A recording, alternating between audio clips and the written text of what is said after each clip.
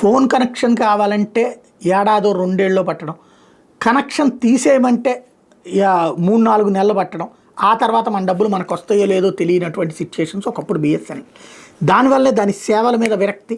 అదే సందర్భంలో ముందు ఒక 500-200 కడితే అంతవరకు ఫోన్లు వచ్చేటటువంటి కొత్త కల్చర్ వచ్చాక, అసలు ఫోన్ కాల్స్కే డబ్బులు లేని కల్చర్ వచ్చిన తర్వాత, అంతకుముందు ఇన్కమింగ్కి అవుట్ గోయింగ్కి వసూలు చేసిన బిఎస్ఎన్ఎల్ పక్కకి వెళ్ళిపోయింది.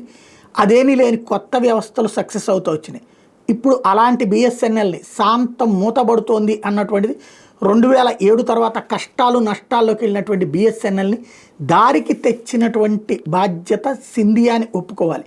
మాధవరావు సింధియా గారి కుమారుడు జ్యోతిరాదిత్య సింధియా తన రాష్ట్రానికి అధ్యక్షుడు ముఖ్యమంత్రి అవ్వాలనుకున్నాడు. కాంగ్రెస్ పార్టీ పడనివ్వలేదు.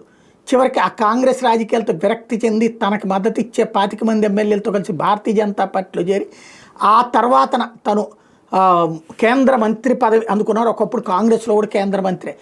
అయితే తనకిచ్చిన శాఖని సిన్సియర్గా చేసుకురావడం అతనికి ఉన్న అలవాటు. ఇప్పుడు ఆ సింధియా చేసుకొచ్చినటువంటి ప్రయత్నమే సక్సెస్ అయింది. ప్రాఫిట్స్లోకి బిఎస్ఎన్ఎల్ వచ్చింది. తాజా క్వార్టర్లు అంటే లాస్ట్ 3 నెలల కాలంలో చూసుకుంటే 262 కోట్ల రూపాయల లాభాల బాట పట్టడం వెనకాల సింధియా యొక్క నైపుణ్యం కనబడుతోంది. ఇప్పుడు ప్రతి ఒక్కళ్ళు అతన్ని అభినందిస్తున్నారు.